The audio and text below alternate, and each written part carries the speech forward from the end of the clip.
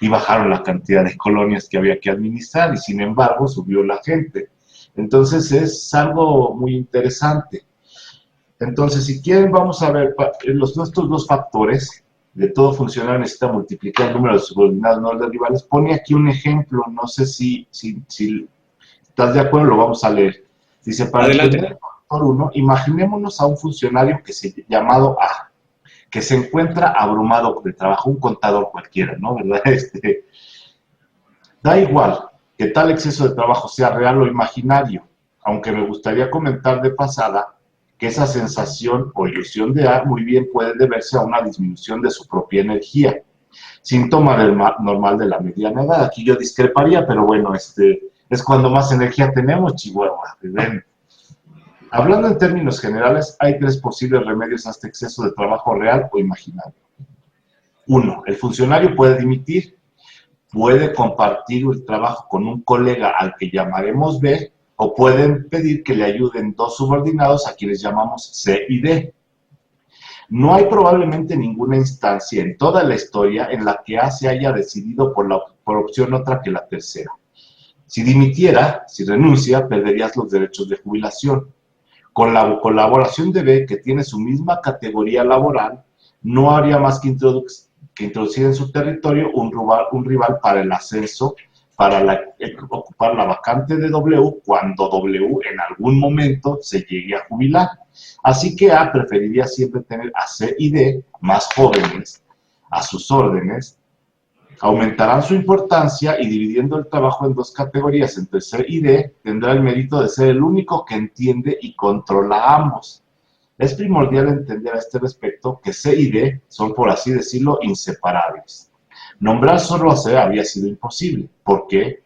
Porque si C se incorpora solo, se dividiría el trabajo con A, lo cual casi alcanzaría el mismo estatus que ya se le había negado a B.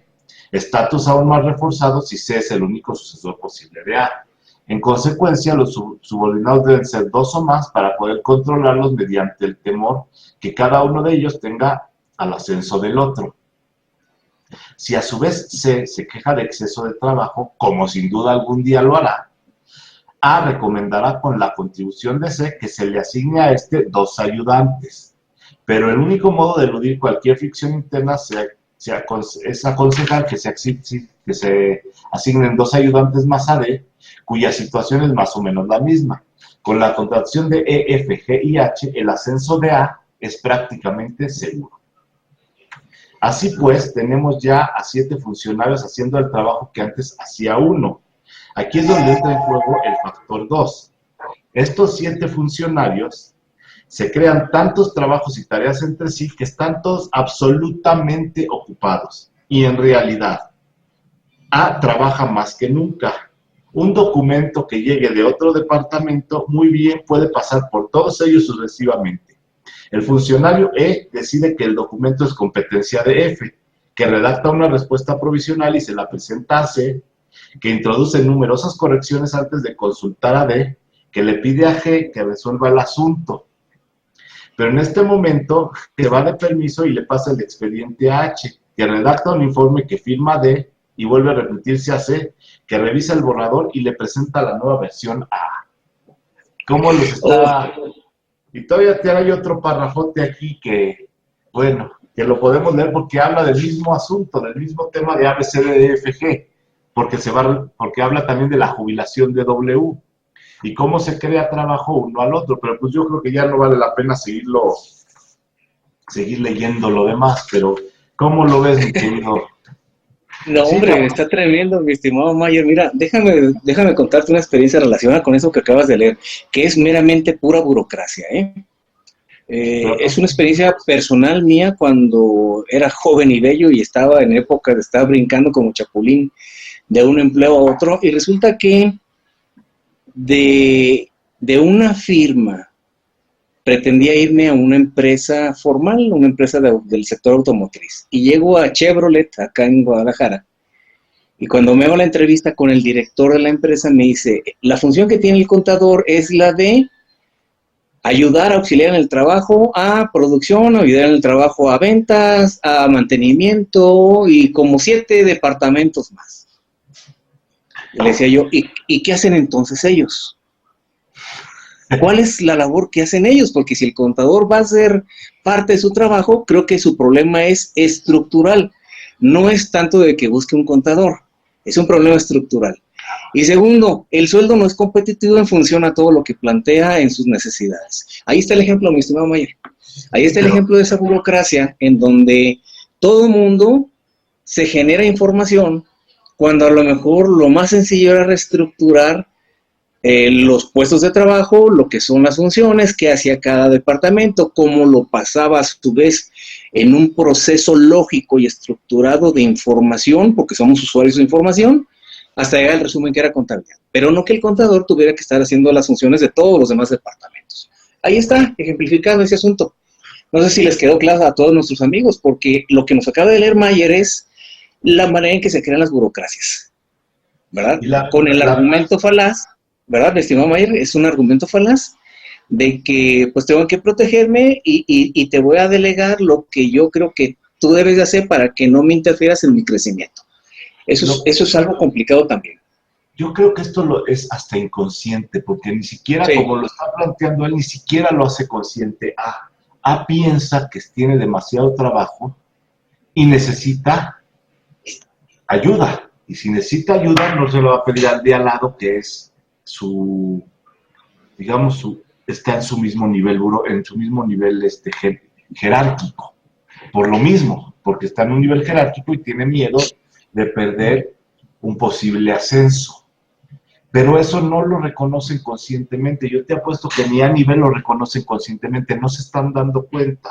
Yo sí lo creo. Dime. Sí. Fíjate, Mayer, ahí te da otro ejemplo. En otra firma de contadores, resulta que mi par, el que era también supervisor de impuestos, porque éramos dos en esa área, y teníamos 4 o 5 auxiliares repartidos entre los dos. Resulta que llego de una asesoría con un cliente y lo veo muy preocupado y le digo, ¿qué es lo que te pasa? Dice, lo que pasa es que no me cuadra el balance general. Le dije, bueno, pues ha de ser una cantidad importante. Digo, para que ese asunto lo tomes en tus manos, es una cantidad importante. Pasó 2 horas, mi estimado Mayer, después de eso, de que llegué y le pregunté, y le volví a preguntar, ¿qué te sigue sucediendo? ¿Ya encontraste la diferencia? Dice, no la encuentro. Y algo me decía que tenía que hacerle otra pregunta. Le dije, ¿y de cuánto monto es tu diferencia? ¿De cuánto crees, mi estimado Mayer y amigos? $1 centavo, mi estimado Mayer. $1. Y digo, caray, ¿cómo se hubiera resuelto si a ese nivel de preparación recordamos las normas de información financiera, antes principios de contabilidad generalmente olvidados, importancia relativa, por ejemplo, ¿no? O hubiéramos delegado y seguramente una persona en jerarquía inferior le hubiera utilizado la lógica y hubiera dicho, pues mejor lo cuadro otros gastos, otros productos, o no los castigo, no bolsillo. $1 centavo, mi estimado Mayer. Bueno, yo tenía una política cuando yo empecé, y ahorita no me meto mucho, pero cuando yo empecé a tener subordinados que luego no nos cuadraba, inclusive a mí muchas veces que no nos cuadraba la conciliación bancaria, por montos, a veces eran montos importantes, y revisabas, y te tardabas 2 horas revisando y no encontrabas el chihuahua error, y llegabas con un compañero de trabajo y le decías, oye, a ver, no encuentro el error, ¿me ayudas? Con solo verlo te decía, aquí está, exacto. Y entonces yo tomé esa política y dije, bueno, cuando ya veas que no te está dando, que tu cabeza no te está dando, quiere decir que tu mente está embotada en lo mismo, no encuentra el error porque hace el procedimiento igual. Entonces, si intercambian las conciliaciones, digamos que los dos estén en conciliaciones y los dos tengan un error que no encuentran o una diferencia que no encuentran, el otro lo va a encontrar luego. Le va a llevar mucho menos que encontrarlo, pero yo creo que eso ya es cuestión de otro tema, pero eso es parte de lo que hace que nuestro trabajo se extienda. Mientras más tiempo tenemos para hacer lo que tenemos que hacer, más espacio usamos. De hecho, en uno de los artículos que leía al respecto de esta ley decía que pasa lo mismo con la informática, con las computadoras. Mientras más espacio tenemos en nuestro disco duro, en nuestra computadora, más grandes se hacen los archivos, que eso es una cuestión que ha pasado durante los años con la computación. Mientras más espacio hay, en el disco duro, más grandes son los archivos. Y no sé si te has dado últimamente cuenta en los últimos